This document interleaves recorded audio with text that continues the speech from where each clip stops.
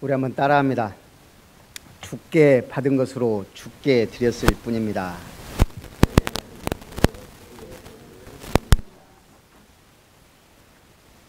오늘 우리가 예배를 드립니다. 오늘 아침밥을 드셨을 거예요. 아침밥을 드시면서 이 밥을 또 먹냐? 그런 분은 병든 분이에요. 이 지겨운 밥을 또 먹어야 되냐? 밥맛도 입맛도 없고 내 몸 상태가 안 좋다는 얘기예요. 아침밥을 먹고 점심 먹고 저녁 밥 먹을 때마다 너무 감사해요. 그렇다고 뭐 반찬이 5첩, 10첩 그런 것도 아니에요. 그래도 감사해요. 내가 오늘도 이렇게 맛있는 밥을 먹는구나. 우리가 예배를 드립니다. 2020년 몇 번째 예배예요?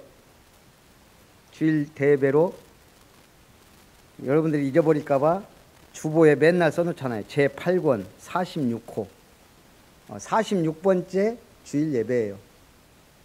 46번 드리는데 매주 똑같다. 내가 영적 상태가 병들었는지도 몰라요. 오늘 하나님이 나에게 어떤 응답을 주실까? 오늘은 어떤 말씀을 주실까? 그 기대감으로 예배를 드린다면 최고의 응답받을 건강한 사람인 줄 믿습니다. 그래서 내 마음에 약속의 땅이 있는 사람은 방황하지 않아요. 그게 언약이에요. 내 마음에 하나님의 기업을 품고 있는 사람은 영적으로 가난하지 않아요. 오늘 다윗의 감사기도 및 고백입니다. 자, 다윗 인생의 서론이 뭡니까? 다윗 인생 서론은 이새의 아들 목동이에요. 뭐 그저 그런 인물이에요. 대단한 것도 아니고 그냥 목동이에요. 가장 평범한. 그게 다윗 인생의 서론입니다. 그런데 다윗이 인생의 해답을 얻었어요. 그 해답이 뭡니까? 다윗 인생의 해답. 사무엘 만나고 얻었어요.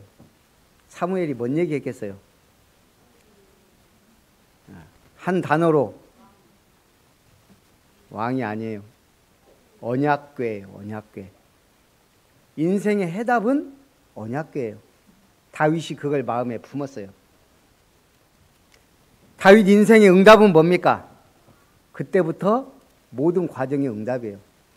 목동으로 있는 것도 응답이고 심부름 간 것도 응답이고 그 두려워하는 골리앗을 만난 것도 저건 내 밥이구나 응답이고 군인이 된 것도 응답이고 도망자가 된 것도 응답이고 왕이 된 것도 응답이고 죽는 것도 응답이고 다윗에게 모든 과정이 응답이에요. 왜?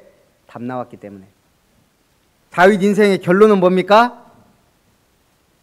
결론까지 나와야죠.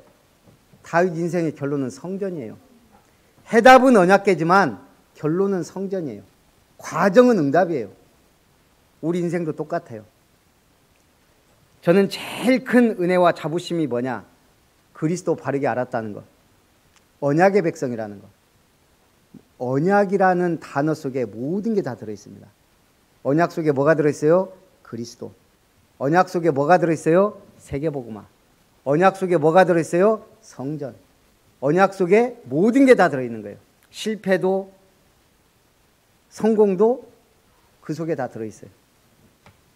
오늘 사람은 아름다운 것을 사모합니다. 자, 다윗 인생의 결론은 성전이지만 사실은 더 큰 건 남겼어요. 다윗이 남긴 최고의 유산이 뭘까요? 다윗이 남긴 최고의 유산. 성전은 없어졌어요. 바벨론 침공 때. 대단한 성전 지었지만 그게 답이 아니라는 얘기예요. 구체적으로 얘기하면 시편이에요. 시편. 다윗의 시가 다윗이 남긴 최고의 유산이에요. 우리가 지금 다윗 성전 보고 감동받습니까? 다윗의 시를 보고 이 사람의 인생 여정, 인생 응답을 보게 되잖아요. 다윗의 시를 읽을 때마다 이게 와닿는 거예요. 어렵고 힘들 때 다윗 시 한번 읽어보세요. 그 도망자, 그 사망의 골짜기를 다니면서도 여호와는 나의 목자시니 내가 부족함이 없다. 다윗 인생의 스토리, 언약의 여정이 시편에 담겨 있어요. 이 어마어마한 유산을 남긴 거예요. 우리도 마찬가지입니다. 우리가 결국은 언약 붙잡고 가는데 무엇을 남기냐? 건물이 아니에요. 과정입니다. 과정. 결국 우리 후대들이 뭔가를 보게 된다면 그게 최고의 유산인 줄 믿습니다. 그래서 시편 27편 4절 누가 쓴 시예요? 다윗의 시예요. 내가 여호와께 바라는 한 가지 일 그것을 구하리니 곧 내가 내 평생에 여호와의 집에 살면서 여호와의 아름다움을 바라보며 그의 성전에서 사모하는 그것이라. 사람은 아름다운 것을 사모하게 돼 있어요. 그래서 우리가 속된 말로 그런 말도 있잖아요. 이쁘면 용서가 된다고. 예. 그 무기예요, 무기. 하나님은 근데 다윗은 가장 아름다운 것이 뭐다? 여호와의 아름다움을 사모하여 내가 그 집에 거하며 그 성전에서 늘 그것을 사모하는 것이다. 다윗의 고백이 우리의 고백되길 원합니다. 제가 시편 84편 10절을 또 써놨어요. 성전 사모하는데 이거보다 더 좋은 성구는 본 적이 없어요. 같이 읽어볼까요? 주의 궁정에서의 한날이 다른 곳에서의 첫날보다 나은즉 악인의 장막에 사는 것보다 내 하나님의 성전 문지기로 있는 것이 좋사오니. 이건 누가 기록했을까요? 예? 다윗 아니에요. 성전 문지기가 기록한 거예요. 제가 볼 때 성경에는 뭐라고 돼 있냐? 고라자손의 시라고 돼 있어요. 고라자손이 주로 담당한 게 성전 문지기. 그 중에 샬룸은 문지기 대장이었어요. 그리고 담당했던 게 찬양하는 일, 그 다음에 건축, 요리사, 군인 여러 가지를 했지만 레위 지파예요. 자, 고라 하면 무슨 생각나요? 아는 분 있으면 그렇죠. 고라당. 고라가 뭐한 사람이에요?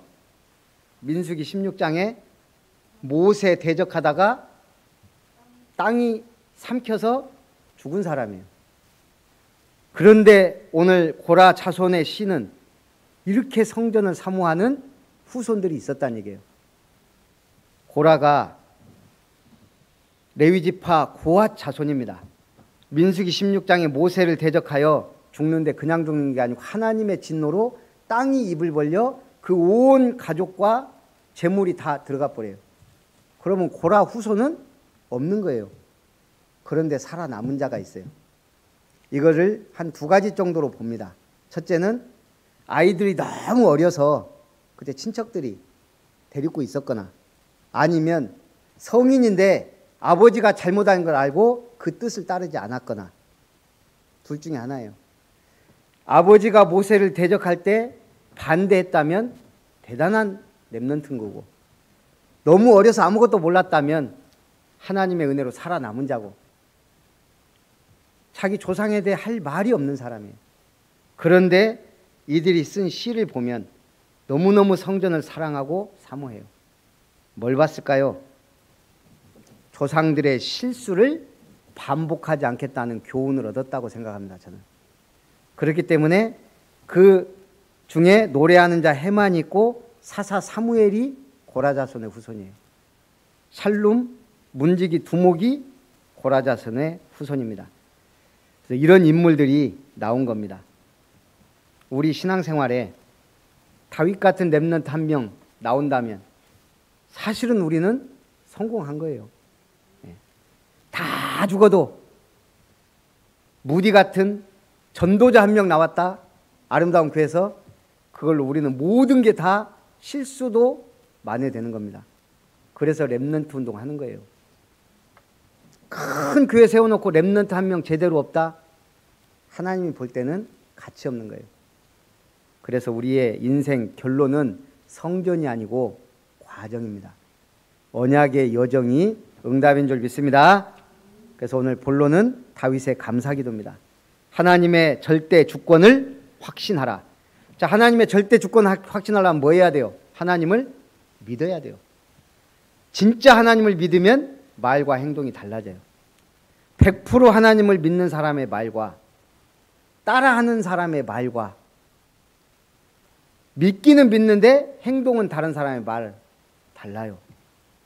왜 우리가 류 목사님을 신뢰하고 따르죠? 행동은 별로예요.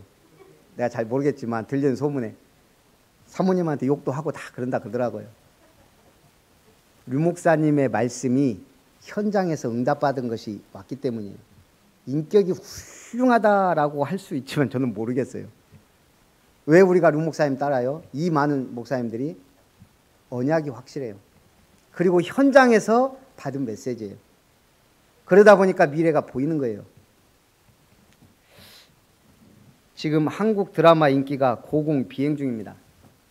지금 동남아는 뭐 말할 것도 없고 이제 미국, 유럽, 아프리카까지. 그러다 보니까 한디에 빠진 중독자들이 많다 그래요. 이 사람들이 한국 드라마에 빠지면 행동이 달라진대요. 어떻게 달라지겠어요?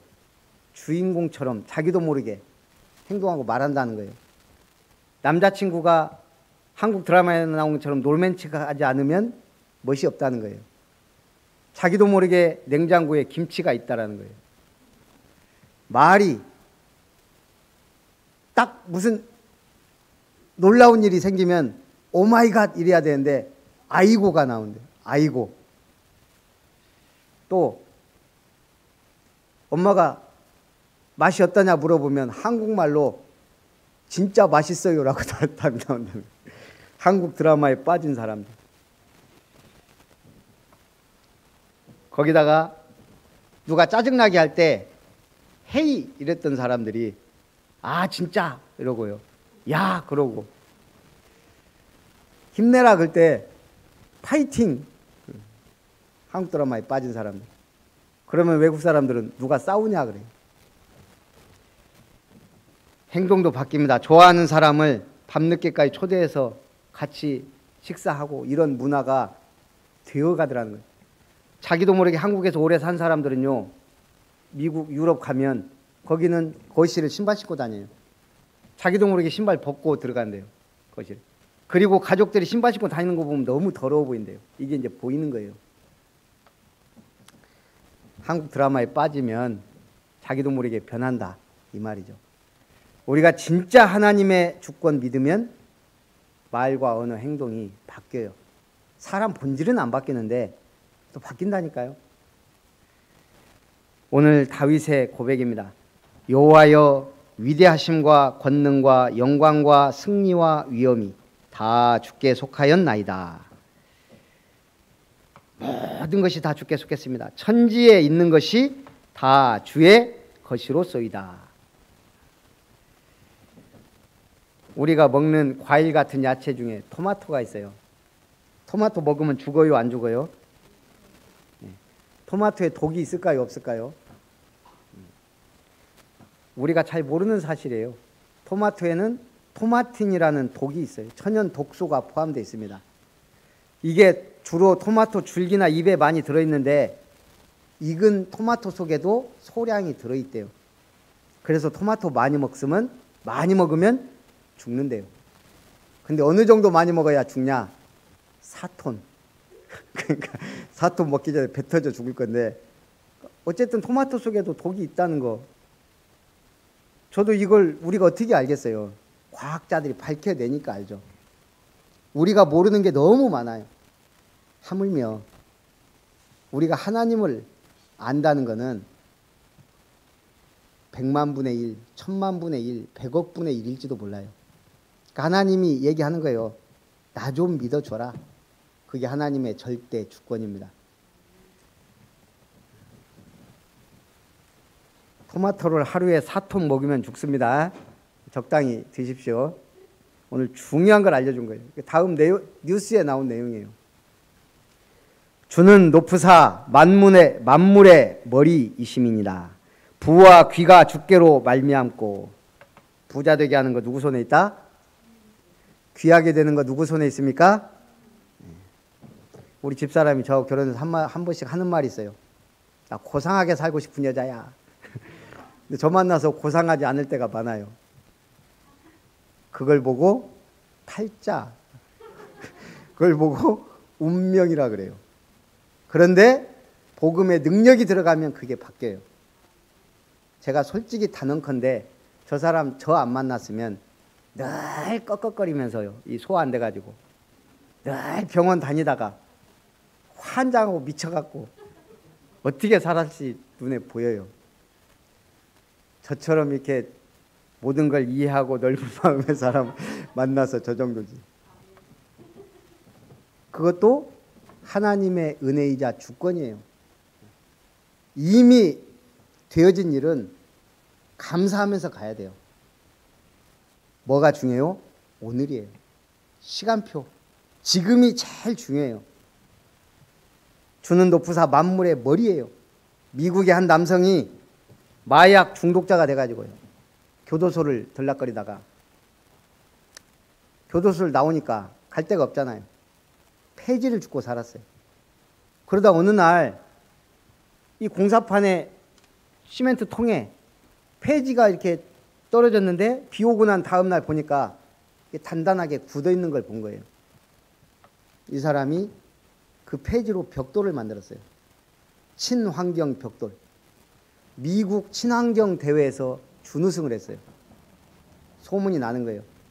값도 싸고 견고하고 가볍고, 특히 병원에서 주문이 폭주하면서 이 사람이 대박이 났어요. 인생 역전의, 대단한 인생 역전의 주인공으로 소개가 된 거예요. 마약 중독자의 폐지 줍던 사람이 벽돌 공장 사장님이 됐는데 그냥 벽돌 공장 사장님이 아니에요. 하나님이 높이시는 사람이 있습니다. 그런가 하면 하나님이 높이셨다 낮추는 사람도 있습니다. 하나님께서, 주님께서 모든 만물의 머리 되심을 잊지 마시기 바랍니다. 부와 귀가 주께로 말미암고 또 주는 만물의 주제가 되사 손에 권세와 능력이 있사오니 모든 사람을 크게 하심과 강하게 하심이 주의 손에 있나이다. 강돈욱이라는 사람이 있었습니다. 이름도 강돈욱. 교육가고 믿음 좋은 장로님이었습니다. 딸을 낳았는데 이름을 반석이라는 든든한 이름도 지어 주었습니다. 그리고 동네 믿는 총각 김형직을 남편으로 짝지어 줬습니다. 그런데 복음을 깊이 있게 심어주지 못한 것 같아요. 이 김형직과 강반석 사이에서 김성주가 태어났습니다. 누군지 아시죠? 풍채 좋은 외모에 똑똑한 머리와 카리스마 넘치는 리더십을 가진 김성주. 이 사람 때문에 한국전쟁이 일어나고 북한은 공산화되어 독재주의에 빠져 반백년 넘도록 지금 피눈물을 흘리고 있습니다. 이 김일성의 자서전에 쓰여 있는 내용입니다. 우리나라에 북한 사절단을 갔던 사람이 봤나 봐요. 어머니는 일요일마다 내 손을 붙들고 교회에 갔다. 목사의 설교는 길고 지루했다. 어머니는 계속 졸고 있었다. 땡땡땡. 이게 김일성 영적 상태입니다. 할아버지가 믿음 좋은 장로고 어머니가 믿음 좋은 권사님이었는데 복음이 안 들어간 거예요.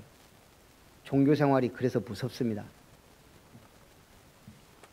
물론 하나님의 뜻이 있었겠지만 꿀벌이 아기 때부터 꿀을 먹으면 일벌이 되고 로얄 젤리를 먹으면 뭐가 돼요? 여왕벌이 돼요. 율법의 말씀을 들으면 신앙이 삐뚤어지고 복음의 말씀을 듣고 자라면 신앙이 올바르게 자라게 됩니다.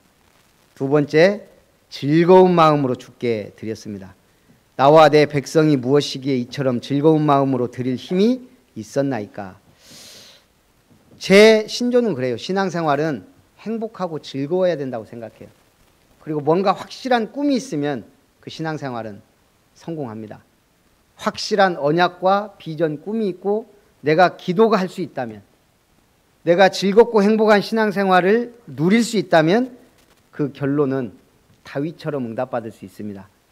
모든 것이 주께로 말미암아 싸우니 우리가 주의 손에서 받은 것으로 주께 드렸을 뿐이니이다.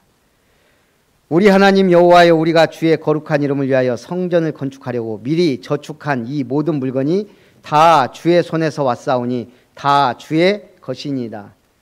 성경에서 헌금을 가장 많이 한 사람이 누굴까요? 네? 제가 볼 때는 다윗과 다윗 시대 사람들이에요.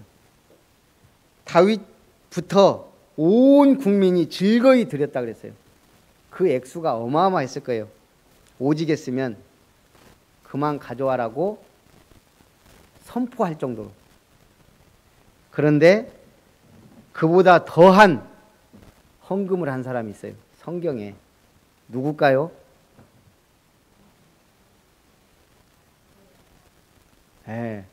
답이 나온 것 같아요. 마가복음 12장 41절 44절에 보면 예수님이 성전에 앉아서 사람들이 헌금하는 것을 쭉 봅니다. 부자들은 많이 넣는데 한 가난한 과부가 2렙돈 곧 한 고드란트를 넣는지라. 예수께서 제자들에게 내가 진실로 너희에게 이르노니 이 가난한 과부는 헌금함에 넣는 모든 사람보다 많이 넣었도다. 그들은 다 풍족한 중에서 넣었는데 이 과부는 그 가난한 중에서 자기의 모든 소유 곧 생활비 전부를 넣었느니라.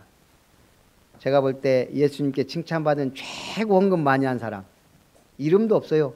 가난한 과부예요. 하나님이 볼 때는 부자의 1억 원이나 가난한 사람의 10,000원이나 차별이 없지 않을까. 하나님에게 뭐 1억이든 1,000억이든 그게 중요하지 않아요. 하나님은 어떻게 얼마나 드리느냐, 즐거운 마음으로 감사하며 드렸다. 내가 정직한 마음으로 이 모든 것을 즐거이 드렸사오며 이제 내가 또 여기 있는 주의 백성이 주께 자원하여 드리는 것을 보니 심히 기쁘도소이다. 천국은 누구의 것이라고요? 알고 계시네요. 심노하는 자의 것입니다. 천국은 계속 심노하는 자예요. 보겸이가 엊그저께 지 얘기한다고 치다보는 거 많이 해. TV 보면 좀 한 번씩 요즘 무서워요. 갑자기 아빠 수박 사줘. TV에 수박이 나오네. 딱 틀었어요. 좀 이따가 수박은 지금 안 나온다고 하니까 멜론 사주래요. 저 멜론도 알아요. 또 좀 이따가 또 TV에 막 장난감 막 나오잖아요. 이거 사주라고. 제가 무시하겠어요? 마음에 담아요. 수박. 내가 사줄 수 있으면 사주지만 조금 부담되는 거는 엄마하고 상의해보자. 저 장난감 저거는 나중에 마트 갔을 때 한번 찾아보자. 담겨요. 우리가 기도할 때 하나님이 하나님의 특징 거짓말 못하고 잊지 못해요. 우리가 기도한 거 절대 잊어버리지 않아요. 단 한마디라도. 그거 신기하다니까요. 그래서 하나님이에요. 여러분 기도가 너무 중요해요. 기왕 하는 거 달라주라 하지 말고 하나님 앞에는 통 크게 확실하게 믿음으로 기도하면 됩니다. 그러면 예수님이 비유를 들어 씨가 옥토밭에 심겨지면 몇 배? 30배, 60배, 100배의 결실을 맺는다고 했습니다. 이게 숫자적으로 30배, 60배, 100배 주겠다는 말이 될 수도 있지만 이걸 히브리적으로 풀어본다면 3이란 숫자는 어떤 숫자냐? 1은 완전수예요. 하나님을 가리키는. 3도 마찬가지예요. 거룩한 완전수라 그래요. 왜요? 삼위일체 하나님이 한 분이지만 일단 3이라는 수로 우리에게 알리고 계시잖아요. 또 성경에 3이 뭐가 있어요? 바로 안 튀어나온다는 말은 지금 우리 성경 안 읽는다는 얘기예요. 예?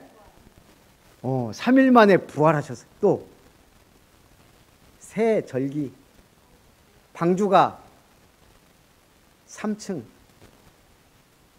최초의 복음, 물론 그때는 3장이 없었잖아요. 창세기 3장 15절. 또요, 하나님이 받으시는 제물 중에 가장 많이 언급하는 게 3년 된 암양과 암염소, 순양 3년 된 거. 예수님도 나이 30에 시작하셨고 33에 십자가 지셨어요. 다니엘이 하루 3번 기도했는데 기적이 일어났습니다. 그리스도의 삼중직 유명하죠.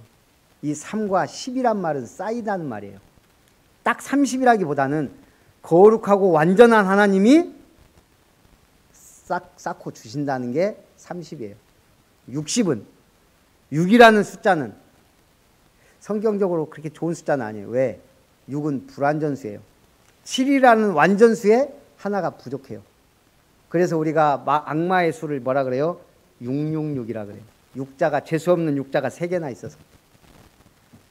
그런데 이 6도 어떤 의미에서는 불완전한 우리 인생을 말해요. 죄인된 우리 인생이. 이 6이란 말은 하얗게 되다라는 뜻이 있어요. 히브리어로. 뭔 말이에요? 불완전한 죄인된 우리가 그리스도로 말미암아 하얗게 변해져서 회개하고 새 사람이 됐어요. 그 사람의 믿음이 쌓이는 게 60이에요. 그 다음에 100배. 10은 뭐라고요? 쌓이다예요. 100배란 말은 쌓이고 쌓이다예요. 얼만큼 쌓일지 몰라요. 우리의 기도가 쌓이고 말씀이 쌓이고 전도가 쌓이면 어마어마한 열매를 맺고 기적이 일어날 수 있다는 주님의 말씀인 줄 믿습니다. 결론. 다윗이 이 감사 기도의 말미에 솔로몬을 위해 기도합니다. 왜요? 성전은 준비하지만 건축은 솔로몬이 해야 돼요. 내 아들 솔로몬에게 정성된 마음을 주사 주의 계명과 권명과 율례를 지켜 이 모든 일을 행하게 하소서. 여러분, 하나님을 꼼짝 못하게 하는 방법이 있습니다. 우리 서울에 정치하는 목사님이 막 나가다 보니까 하나님도 자기한테 꼼짝 못하게 한다고 했는데 그게 무슨 벼락 맞은 소리예요. 우리는 말을 잘해야 돼요. 하나님을 꼼짝 못하게 하는 방법은 하나밖에 없어요. 언약을 앞에 놓는 거예요. 언약. 약속대로 행하시옵소서. 약속대로 이루시옵소서. 하나님은 언약 앞에 꼼짝 못하세요. 왜? 본인이 약속했기 때문에. 그 외에는 하나님을 꼼짝 못하게 할 아무것도 없습니다. 이번에 여러 가지 서류를 하다가 이제 시청에 아름다운 교회 부동산 등기를 하러 갔어요. 이제 건물 구입하고 하려면 등기가 필요하더라고요. 그래서 등록번호, 등기는 법원에 가서 하는 거, 등록번호를 받아야 돼요. 그걸 받아야 이제 이 건물의 이름과 말하자면 이제 번호가 나오는 거예요. 가고 갔더니 쭉 이제 아름다운 교회 등록하러 왔다고. 그러니까 이제 아름다운 교회를 딱 치니까 한 몇십 개가 쫙 떠요. 아름다운 교회. 그리고 서울시, 서울에만 몇십 개 있고 전국에도 막 수없이 많아요. 순천에 몇 개 있게요? 2개 있다가 하나 없어져서 우리 교회가 하나밖에 없어요. 그런데 문제는 쭉 맨 마지막 2개의 아름다운 교회 가로 열고 전주, 아름다운 교회 가로 열고 고흥 이렇게 돼 있는 거예요. 이 사람들은 아름다운 교회인데 왜 가로 열고 이걸 했지? 그랬더니 이분이 딱 그러는 거예요. 아름다운 교회라는 이름으로 등록할 수 없습니다. 아니 왜요? 그랬더니 똑같은 이름이 너무 많기 때문에 똑같은 이름으로 등록할 수가 없대요. 이 사람이 좀 젊어요. 아니 이게 말이 되나? 그러면 지금 쭉 우리가 본 3, 40개 이거 몇십 개는 이건 도대체 뭐고? 그래서 그 다음에 이제 그러면 이제 가로 열고를 하는갑다. 그래서 그럼 우리 가로 열고 순천 해주라고 그랬더니 그것도 안 된대요. 순천 아름다운 교회든 아름다운 교회 아름다운 순천 교회로 하든지 그러면 순천 아름다운 교회로 하라고. 그러고 이제 등록번호 받아갖고 왔어요. 법무사 전화하니까 저는 이제 안 하고 있었는데 이제 두 사람이 전화를 해보니까 등기가 안 된대요. 아름다운 교회로 다 지금 모든 서류가 다 돼 있는데 순천 아름다운 교회는 이거는 말이 안 된다고. 아니 홍길동이란 이름이 있는데 순천 홍길동 하면 이게 말이 되냐고 그러는 거예요. 그 시청에서 그렇게 안 된다고 해서 이렇게 했다고 그러니까 이분이 이제 얘기를 하는 거예요. 아니 그러면 한국에 홍길동이라는 이름이 한 사람만 있냐고. 100명, 1000명 있는데 그럼 그 사람들이 다 순천 홍길동, 순순천 홍길동, 여수 홍길동이라고 하냐고. 그냥 홍길동이라고. 아름다운 교회가 아니면 등기가 안 된다는데. 그래갖고 이제 전화하니까 이 사람은 안 된다고 하죠. 그러면 그 안 되는, 법무사가 또 알려줬어요. 안 되는 법적 근거를 제시해 주면 그럼 우리가 다시 검토해 보겠다. 시청 직원이 나중에 바로 연락 왔더라고요. 안 되는데 해드리겠습니다. 안 되는데 해주기는. 그래서 우리가 아름다운 교회라는 이름을 다시 찾았어요. 참 기쁘더라고요. 하마터면 이 글로벌한 아름다운 교회가 순천 아름다운 교회로, 우리 교회만 해도 여수분들이 몇 분인데 순천 아름다운 교회가 아니에요. 순천에 장소를 두고 있는 아름다운 교회죠. 뭔 말이에요? 내 아들 솔로몬에게 주의 계명, 권면, 율례를 지키라 이 말이에요. 한마디로 법대로 하라 이거예요. 우리 아들이 하나님의 법대로 가기를 원합니다. 하나님의 언약대로 이루시옵소서. 내가 위하여 준비한 것으로 성전을 건축하게 하옵소서. 교회 건물이 중요하다면 우리가 생을 걸고 건축해야 되는데 사실 중요한데 이거보다 더 중요한 게 과정이란 말이에요. 우리의 자녀와 렘넌트들은 뭘 볼까요? 믿음이 약한 성도들은 뭐를 봐요? 과정을 봐요. 교회야 크게 될 수도 있고 작게 될 수도 있고 앞으로 어떻게 될지 몰라요. 이거는 그냥 작은 징검다리 하나라고 난 생각해요. 그러나 중요한 시간표예요. 제가 어려서 믿음은 없었지만 목사님 설교를 잘 듣고 자랐잖아요. 우리나라의 위대한 목회자 중에 한 명이 우리 옥국교회 목사님이셨어요. 기장의 위대한 인물. 갑자기 준비하지 않은 설교를 하니까 이름이 생각이 안 나요. 별세신학. 나이가 먹으면 기도해야 됩니다. 이중표 목사님. 기장에 이런 분이 나올 수 없었다 할 정도로요. 대단한. 그분이 목회자였어요. 그분이 목회를 열심히 잘했는데 전혀 저는 기억이 안 나요. 뭐만 기억나냐? 그 아들 광선이가 내 친구였다는 거. 동창이었다는 거. 나는 늘 꾀죄죄하고 다니는데 얘는요 반닥반닥 목사님 아들이라고. 엄청 부럽더라고요. 어쨌든 그랬어요. 그리고 나서 이제 제가 이제 조금 이제 메시지 들을 정도 됐을 때 목사님들이 몇 번 바뀌었는데 주로 늘 강단에서 하는 목사님 메시지가 정치 얘기였어요. 내가 어린 시절에 뭘 보고 자랐겠어요. 교회에 와서 느끼는 게 목사님은 정치에 관심이 많구나. 복음에 별로 관심 없구나. 장로님들하고 그러니까 자꾸 싸우는구나. 이런 거 늘 보면서 우리 친구들은 진짜 많이 시험 들었어요. 교회에 대해서 우습게 알게 되고. 저는 또 뭘 봤냐? 우리 어머님들, 교회 권사, 집사님들이 늘 모여서 구역예배 드려요. 그럼 제가 한 달에 한 번 정도는 참석한 것 같아요. 어렸을 때는 엄마가 이제 없고 가니까 이제 주로 일부 예배 드리고 나면 꼭 하는 얘기들이 별로 은혜롭지가 않아요. 어려서부터 보면 부정적인 거, 뭐 교회 어떠다 다 조용히 소소소소 다 들려요. 그나마 저 듣지 말라고 별로 안 좋은 얘기 소곤소곤 하는데도 들려요. 그러면서 또 듣게도 들리고 안 듣게도 들리고. 그나마 저는 어머니가 믿음 별로 좋은 것 같진 않아요. 우리 아버지하고 싸우는 거 보면 믿음 전혀 없는데 응답받는 걸 봤어요. 우리 어머니가 어려서부터 응답받는 걸 이렇게 중요할 때 응답받는 걸 봐왔다고요. 제가 인생 살면서 큰 중요한 일을 앞두거나 문제가 오거나 하면 저는 흔들리지 않아요. 응답받아야 될 시간표구나. 그게 저는 각인됐어요. 중요하다니까요. 자녀는 부모의 뒷모습을 보고 자란다 그랬어요. 뒷모습. 아버지의 믿음과 어머니의 기도로 성장합니다. 거기에 좋은 지도자를 만난다는 건 엄청난 축복입니다. 류 목사님이 이번 주 공무원 선교대회를 메시지 하면서 한 말이, 전도자를 만나는 건 천지개벽할 만남이다. 어마어마한 만남, 우리가 상상할 수 없는 어마어마한 만남이라는 거예요.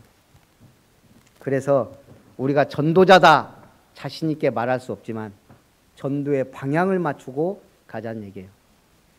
그래서 기도가 필요합니다. 오늘 참된 응답이 나기를 되시길 축원드립니다. 두세 사람이 내 이름으로 모인 곳에 내가 그들 중에 있느니라. 믿음의 사람 두세 사람만 만나면 기적이 일어난다는 거예요. 어떤 사모님이 전화가 왔어요. 그러면서 그 메시지 들어보니까 성전 이전하는 것 같은데, 사모님이 내가 얼마를 헌금하겠다 그러면서 이렇게 말씀하시더라고요. 너무 감사하죠. 1,000만 원 헌금하겠다. 그래서 제가, 그러면 사모님도 어차피 교회도 건축하고 할 때 우리가 빌리는 걸로 하고 그때 드리겠습니다. 그러면 무이자로 뭐 그렇게 하죠 뭐. 그리고 이제 여러 가지 이분이 이제 얘기를 쭉 하셨어요. 본인 지나온 과정, 목사님이 3,000만 원 때문에 다른 목사님한테 뺨싸대기 맞는 거 보고 하면서 자기는 정말 중심 있고 복음 있는 목사님이라면 어려울 때 도와야 되겠다 그 마음을 딱 갖고, 그러다가 이제 제 메시지 이렇게 들으시면서 한 번씩 힘도 주고 랩너스 뭐 사 먹으라고 하시더니 이번에 이제 헌금을, 거기서 끝났어야 되는데 사람이 욕심이 생기는 거예요. 쉽게 가고 싶은 거예요. 이 사모님이 돈은 좀 있어요. 근데 굉장히 많이 헌신하세요, 여기저기. 그래서 제가 일단 현금이 필요하니까 우리 좀 상의하고, 그때 이제 우리 집사람이랑 제가 이제 응답받았다고 했더니, 그러면 그 사모님한테 전화해서 지금 딱 막 급하게 한 3,000만 원 필요하니까 혹시 빌려주시면 우리가 이자라도 드리겠다. 그것도 한 5천만 원 할까? 그러다가 제가 전화해갖고, 사모님 1,000만 원 헌금하는 건 감사한데 차라리 3,000만 원을 빌려주십시오. 그러면 우리가 꼭 갚겠습니다. 어떻게 갚을래요? 우리가 계획 세워서 한 5년 우리가 이제 작정 헌금하고 막 할 거니까 한 3년이면 어떻게든 갚을 수 있겠습니다. 아니면 매달 드리라고 하면 매달 어떻게라도 하겠습니다. 그랬더니, 그러면 목사님하고 상의해보고 연락 준다고. 그냥 연락이 안 와요. 저녁 때 기도하는데 실수한 것 같아요. 이 사모님이 호의를 베풀었을 때 받았어야, 내가 괜히 부담을 줬구나. 어제 문자가 왔는데 제가 못 봤어요. 아까 보니까 와서 제가 전화를 했어요. 몇 번 문자에 그냥 사모님 신경 쓰지 마십시오 해야 되는데 그게 안 되더라고. 그래서 이제 기다렸는데 아까 연락 오셨어요. 본인이 여기저기 많이 빌려주셨는데 특히 교회 안 갖고 다 떼먹는 분이 거의 대부분이더라 이거예요. 그래서 하나님 앞에 같이 시험 드니까 결론을 내렸대요. 자기 돈 다 털어서 준 적도 있고, 근데 그래서 하나님 앞에 다시는 돈 빌려주지 주면 줬지 빌려주지 않겠다고. 그래서 김별 목사님이 그렇게 부탁했는데 미안하고 하면서, 아닙니다 제가. 그래서 헌금하시기로 한 건 하고, 그 다음에 빌리는 거는 좀, 우리가 응답받아야 제도, 이것도 하나의 인본주의예요. 쉽게 가려는. 우리가 응답 받아야 될 줄 믿습니다. 살아계신 하나님 감사합니다. 절대 언약 붙잡고 성전을 세우라는 하나님의 언약대로 다윗의 감사기도가 우리의 고백이 되게 하시고, 하나님의 절대 주권을 확신하며 하나님의 은혜 가운데 즐거운 마음으로 동참하며 우리 후대에게 남겨줄 기념비적인 교회 이전과 성전 건축과 전도자의 삶의 모든 과정이 되도록 축복하옵소서. 주 예수님의 이름으로